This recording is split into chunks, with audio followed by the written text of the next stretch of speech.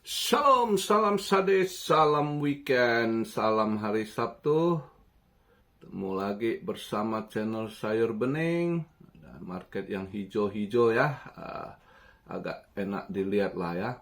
Dan juga bagusnya BTC DOM turun lumayan ya. BTC DOM lumayan drop dia. Yang 2 hari lalu masih di 64 kok, ini sekarang 62,6, bagus sekali. Altcoin pada lumayan hijaunya ya. Ini saya buat video posisi sekarang market cap di 3 triliun, 27 billion, naik market cap 1,8% ya. Volume masih ada naik sekitar 5,5%, volume transaksi yaitu di 172 billion. Nah, yang bagusnya ini BTC DOM yang biasanya ngeselin itu ya. Nah, sekarang dia drop, makanya agak enak kita lihat. Di 62,6 BTC dominance-nya. Bagus sekali. Fear and Greed, posisi Greed di 71%. Altcoin Season juga naik lumayan, 41/100. Nah, tadi dia daily-nya nutup di 102,9 ya. Tapi sekarang saya buat video posisi di 103 ya. 103,033 dolar. Ethereum, lumayan Ethereum ini. Ya, masih naik dia lumayan, ini udah 2336 ya. ETH mantap juga. XRP $2.36, BNB 663, Solana 171. Solana juga lumayan ini. Nah, Solana ini ya, ini kondisi gini yang agak naiknya lumayan, itu meme coin gitu yang naiknya lebih lumayan gitu. Nah, meme coin yang di Solana lumayan performnya gitu ya. Jadi kalau kalian cari-cari itu scalper ya, pantengin itu koin-koin meme coin di jaringan Solana itu ya. Doge juga lumayan, balik lagi ke 20 sen ya. Saya buat video sekarang 20 sen 80.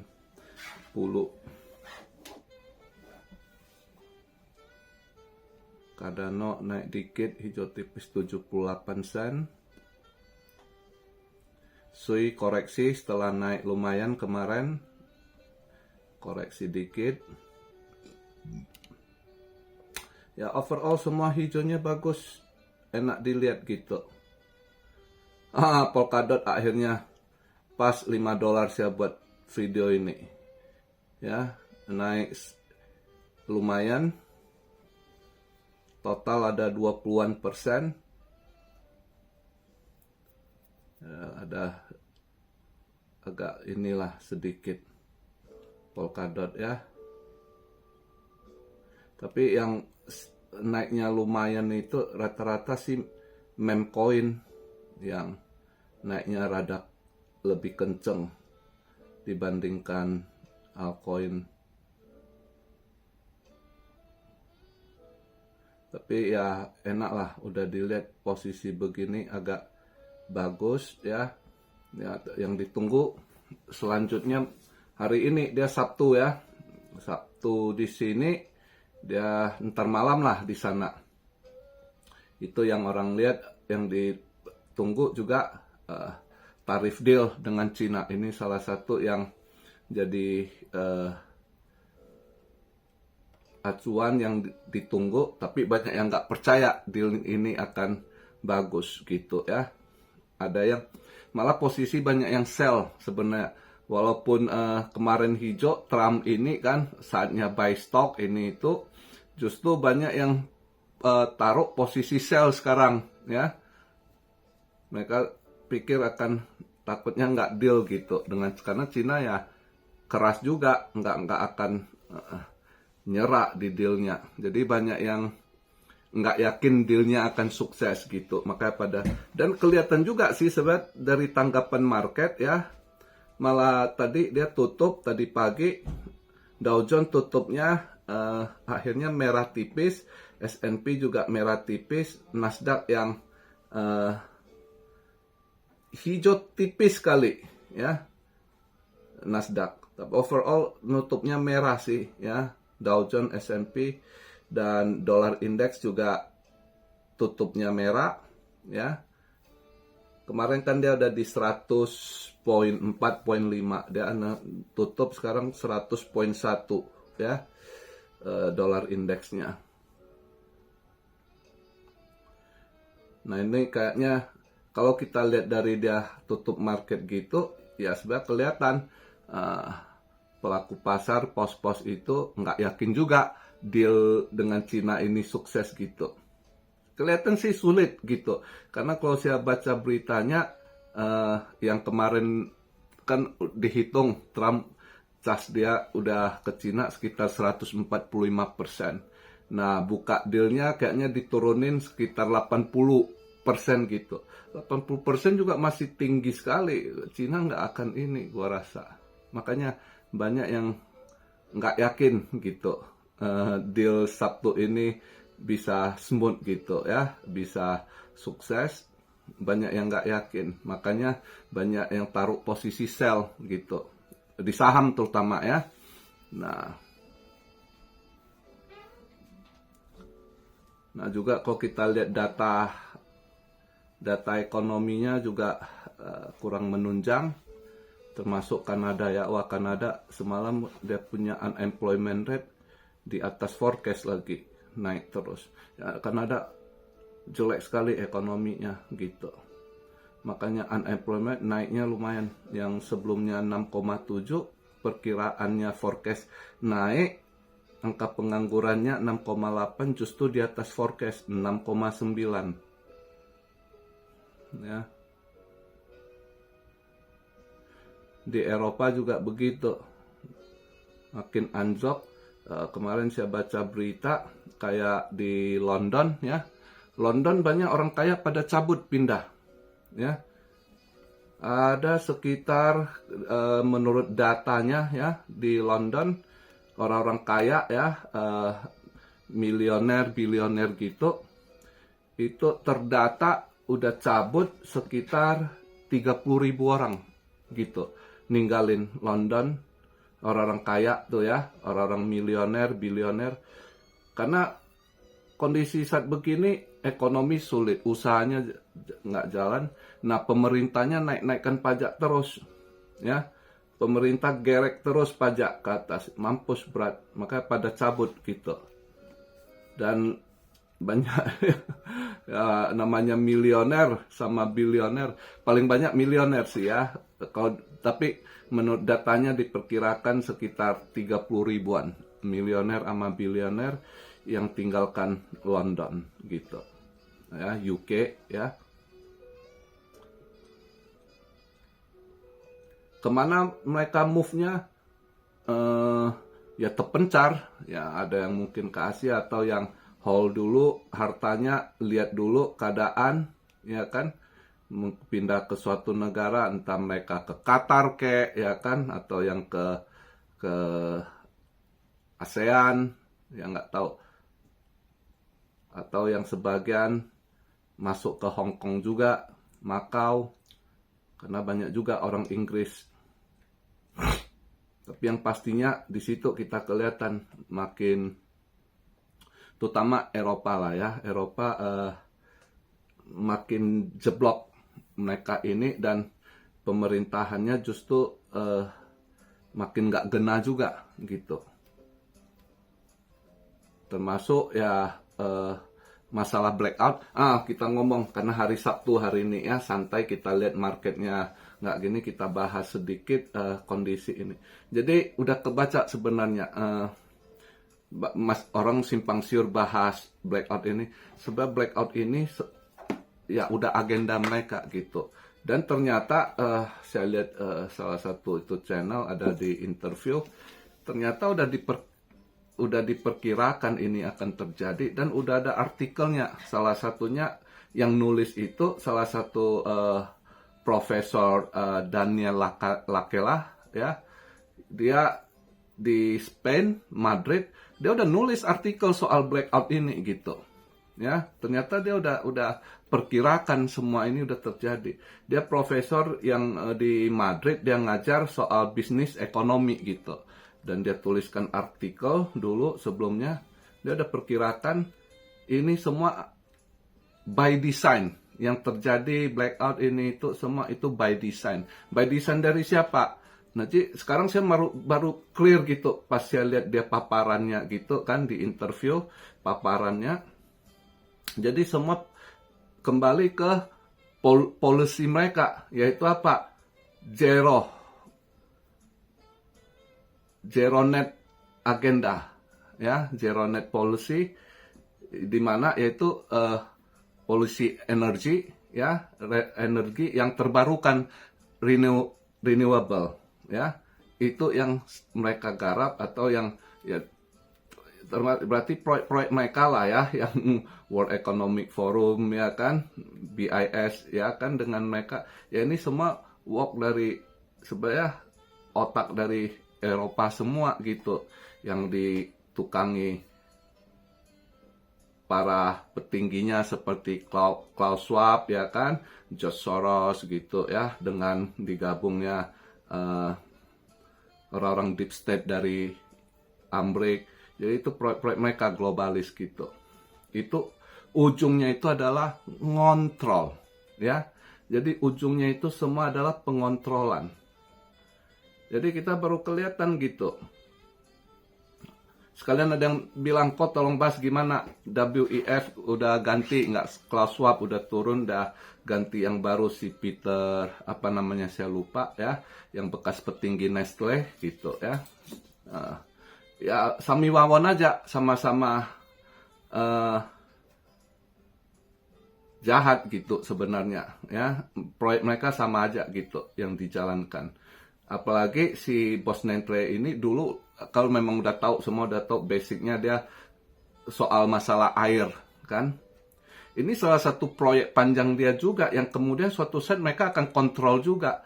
Makanya ke depan ini sebenarnya ya, kita nggak tahu ya, boro-boro lah seperti usia saya gitu, masih sanggup 10 tahun kemudian, 15 tahun kemudian saya masih hidup atau enggak, saya nggak tahu ya. Tapi ya mudah kalau nggak ada, ke depan itu sebenarnya makin sulit gitu.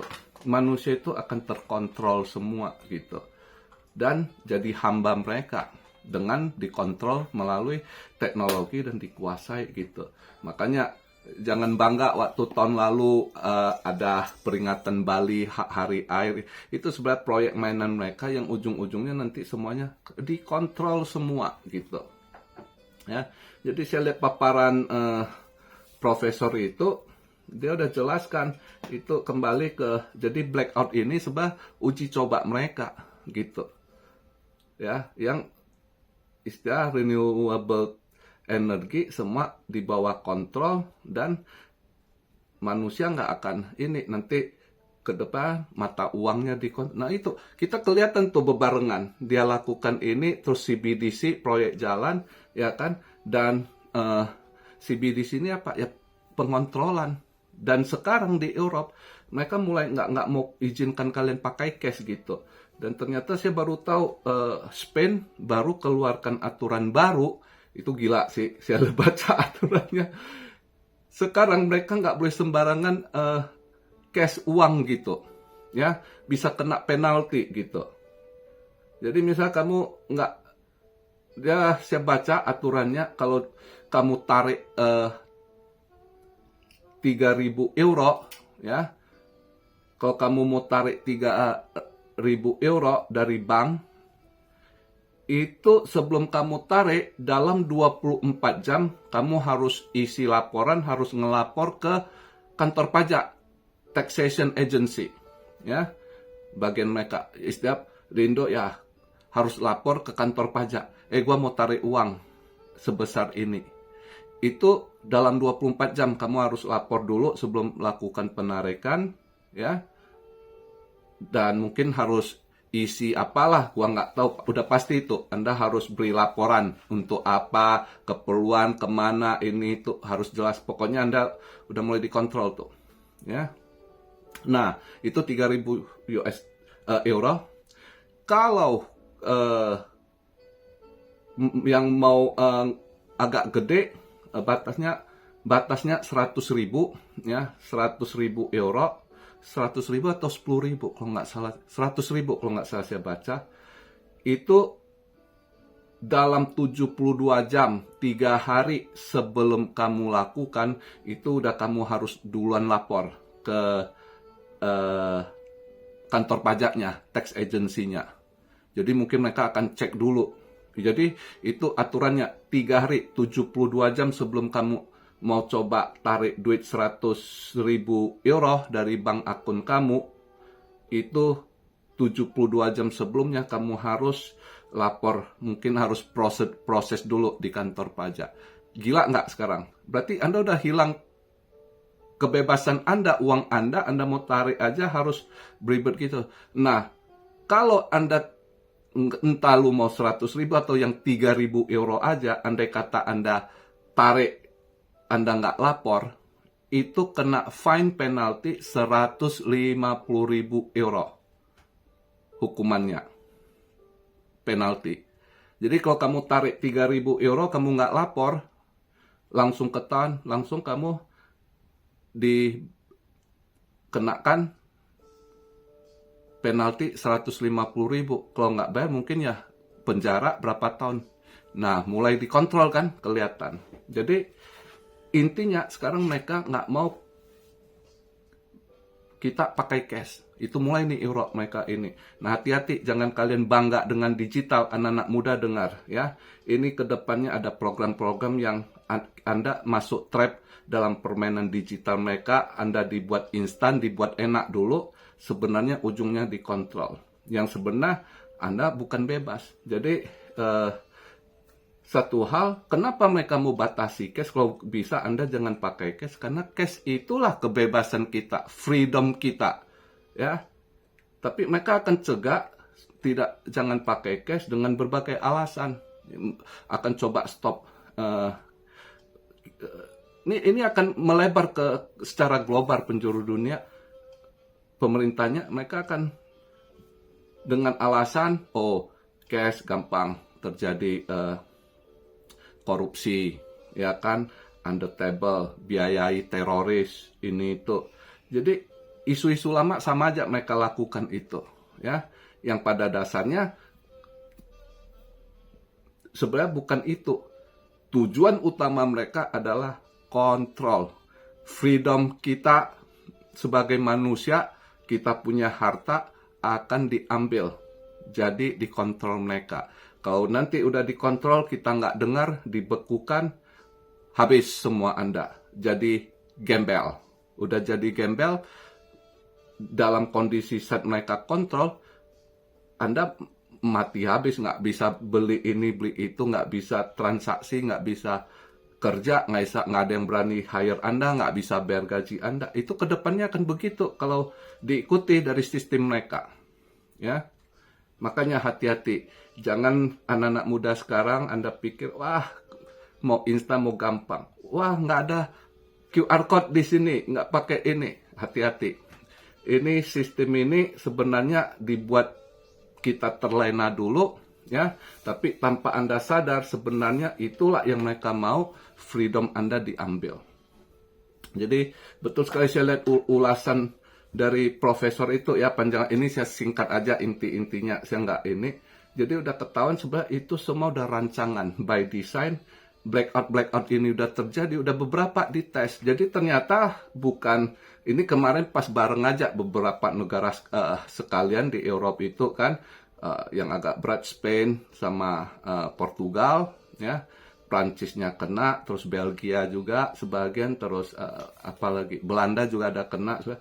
Tapi sebelum itu sebenarnya udah diuji coba juga, termasuk di Kanada ada yang pernah blackout, di Australia juga, ya, negara tetangga kita, ya. Jadi semua itu sebenarnya udah mereka rencanakan dan dicoba-coba. Nah makanya hati-hati. Nah Indo juga Bali blackout kan apa benar dicoba, hati-hati. Makanya jangan terlena kalian dengan payment yang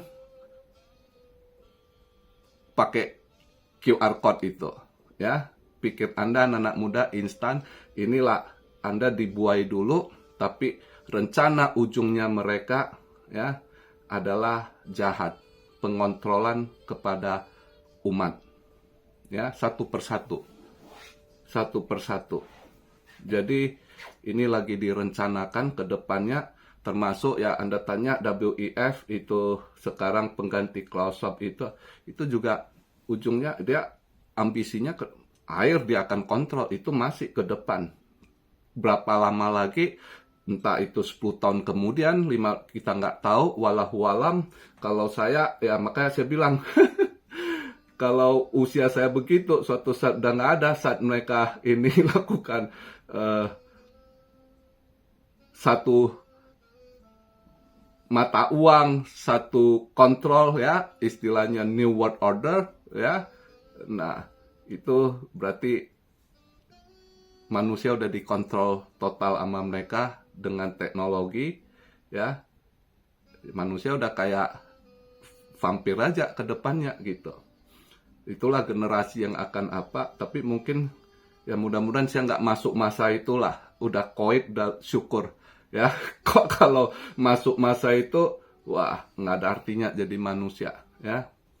Kita jadi kayak mumi robot mereka gitu ke depannya.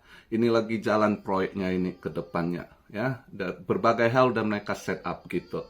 Dari kontrol manusia, rekayasa chip, teknologi, AI semua udah gerak nih ya. Nah, berapa lama ininya sukses bener mereka akan lakukan nggak tahu. Tapi udah kelihatan semakin hari semakin dekat manusia akan dikontrol dengan teknologi, dengan AI, sampai kehidupan Anda, semua freedom Anda akan diambil sama mereka ke depannya.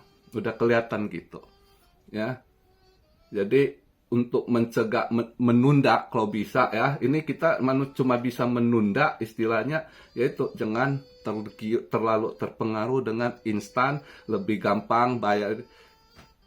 Berbagai hal, semua itu kita harus sadar kita itu lagi dijebak, terlenakan dengan instan kemudahan yang sebenarnya secara perlahan juga kebebasan kita diambil sama mereka. Kebebasan finansial kita, kebebasan nanti kita berpendapat, kebebasan kita melakukan hal-hal segala sesuatu, itu satu persatu akan diambil sama mereka yang akhirnya jatuh ke satu tujuan, total kontrol umat.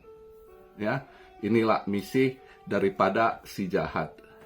Oke, jadi saran saya buat kalian yang jadi siapapun orang tua ya atau orang anak-anak muda yang baru married, kalian anak-anak muda jangan tergiur terlalu suka instan ya, karena itu freedom Anda diambil ya. Whole cash, pertahankan cash juga ya. Ya mudah-mudahan, kadang sekarang kalau lihat ya pemerintahnya masih nggak ada niat untuk kontrol, bagus, tapi ke depannya kalau Anda dapat pemimpin yang udah searah dengan mereka, pengontrolan ya innalillahi, yang namanya freedom, innalillahi, Anda hidup nyaman, tenang lagi, semua akan dikontrol mereka. Oke, itu aja pembahasan ya masukan dari saya ya, sharing saya buat kalian di hari Sabtu weekend ini. Semoga cukup memberi pencerahan buat kalian ya, bagaimana kita supaya perlambat untuk dari misi mereka, jangan gampang terjadi untuk dikontrol. Ya paling nggak delay dulu lah ya. Jangan terlalu ikut arah yang mereka arahkan ke kita gitu. Oke, begitu aja video di hari Sabtu ini. Enjoy, lihat marketnya yang cuan, yang udah kejemput, enjoy. Tapi jangan diliatin karena market masih tidak menentu ya. Ini perang antara India Pakistan itu juga takutnya merambat ya.